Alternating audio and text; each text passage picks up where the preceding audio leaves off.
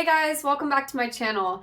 In this video, I want to talk about how to experience inner peace and freedom. And I want to do this by sharing my biggest takeaway from the book, The Untethered Soul by Michael Singer. Michael Singer also wrote the book, The Surrender Experiment, which I read recently and I made a couple videos about. But The Untethered Soul is his most popular book. And I would say that this book is more about his general life philosophy that allows him to experience inner peace and freedom all the time. Whereas the surrender experiment is more of a story of his whole life and how he really put these principles into practice. So I'd highly recommend both books if you haven't read them. And this book, if you can read it slowly and really digest what he's saying, it's really profound. And I would say that the least it will give you a sense of inner peace and freedom and really teach you how to not let external events affect you.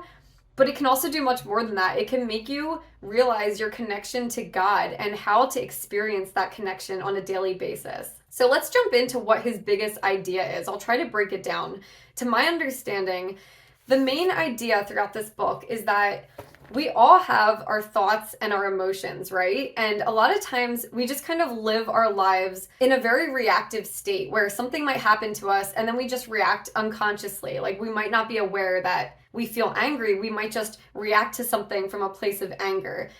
But what he's teaching in this book is that we are not our thoughts and emotions. We're actually the consciousness or the awareness behind the thoughts and the emotions that can actually just watch everything in our lives happen to us almost like we're watching a movie on a screen. And the reason why this is such an important point and such a common theme throughout so many ancient teachings like Zen Buddhism is because this is what ends suffering. Like suffering comes from us not knowing who we really are. Because we suffer when our minds get in the way. Like we suffer when something bad happens to us and we allow our thoughts to spiral and then we have emotional reactions to those thoughts. It's like an endless cycle.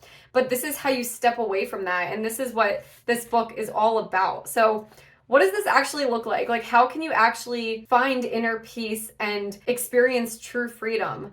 What Michael Singer says is that when we experience things that upset us, we have a tendency to close. Like our energy closes. Like if someone says something mean to us, we shut down, we lock up, and that's like a way of protecting ourselves. Like literally our energy stops flowing and it closes up, and that's where the negativity starts because we suppress those emotions. We don't let them come up. And that's kind of how we live our lives. And when we close up and block the energy from flowing, first of all, we're just hurting ourselves, but also we're preventing ourselves from experiencing bliss and happiness and joy. And Michael Singer talks about how that feeling of joy and bliss is actually our natural state. Like that's how things are supposed to be. And he talks about, you might have heard the phrase like your chi or your shakti, like your life force energy. That is supposed to be always flowing. But the thing that blocks it is when we hold on to emotions. And this happens over our entire lives. Like something might have happened to us in childhood that we experienced as a really negative thing and we kept those emotions blocking our energy. And that over time really affects us. It really affects our happiness. It also affects our energy levels. Like he talks about how when people are tired, like chronically tired, it's not always just from not getting enough sleep or an illness.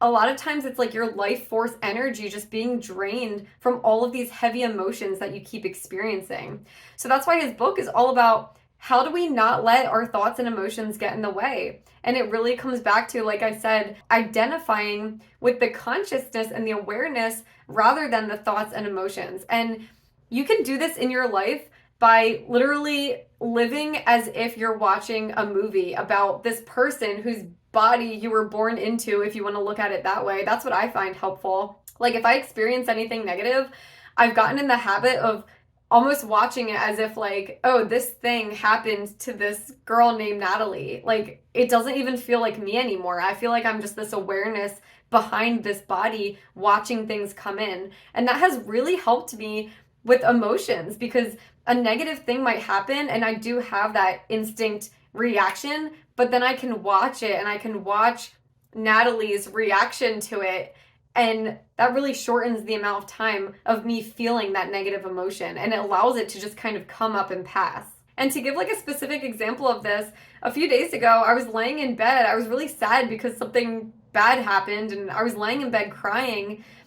And then I just laid there and I started thinking about everything I've learned from this book. And I was like, well, let me just focus on what I'm experiencing. Like, let me focus on this emotion and just be the aware of that emotion. So I started paying attention to where I was feeling the sadness. I was like, okay, I'm feeling it a little bit in my heart, in like my throat. And as soon as I started focusing on it, I stopped crying. I felt like a deep sense of peace. And I think I realized like that's what Michael Singer's talking about. When you can just watch yourself experience things, it like neutralizes the emotions and kind of makes it dissolve. And Michael Singer talks about how anything we experience that we might label as negative, you should actually see that as an opportunity for more freedom. It's like an opportunity to free yourself, because when we allow ourselves to be controlled by everything external happening to us throughout the day, like think about how many things happen to you throughout the day. If you allow yourself to be affected by all of that stuff, that's like putting yourself in a box. It's like locking yourself in a cage. So that's why he says when negative things happen to you, use that as an opportunity for freeing yourself. Like use it as an opportunity to work through your emotions and over time become less and less attached. Like that's where the idea of detachment comes from. When you can just allow negative things to happen to you, but you're not actually attached to where you're letting it affect you. So it's funny because in his book, The Surrender Experiment, all of these crazy things happen to him in his life. It seems like the universe is really testing him to see if he really can surrender to literally the worst things happening to him. And he says he gets excited when these bad things happen to him because he just keeps seeing everything as like more and more opportunity to free himself and become more and more detached. So I would say that the biggest takeaway here is that whenever anything bad or negative happens to you, try not to close. Try to keep your heart open. And when you feel those emotions come up, really focus on where they are in your body. Really recognize that you're not the one experiencing the emotions.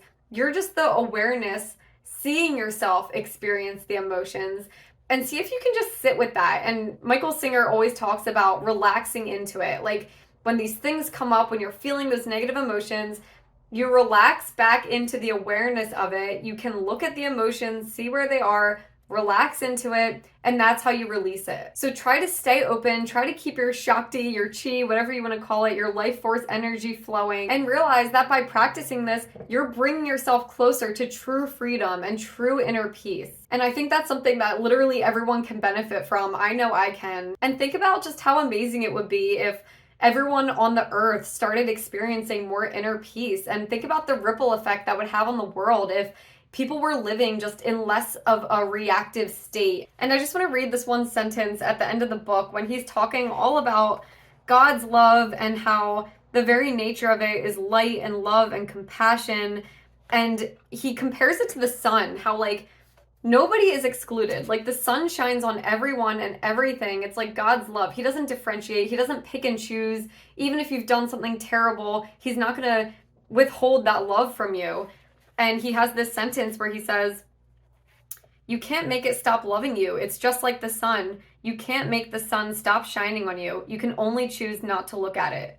The moment you look, you'll see it's there. So I thought this sentence just like perfectly summarized the whole book, because he's like, the sun is always shining. It's up to you if you want to choose to look at it or not.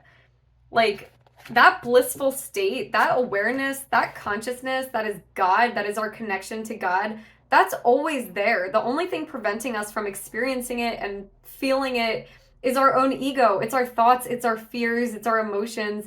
And that's why these teachings are so powerful, because they get you to free yourself from your thoughts and emotions so that you can experience that blissful state. So that's it for the video. I hope you enjoyed it. I hope it resonated with you. Let me know your thoughts in the comments below. I would love to hear them. I'll probably make more videos on this topic in the future, so go ahead and subscribe if you're not already. And I look forward to seeing you in the next video. Bye!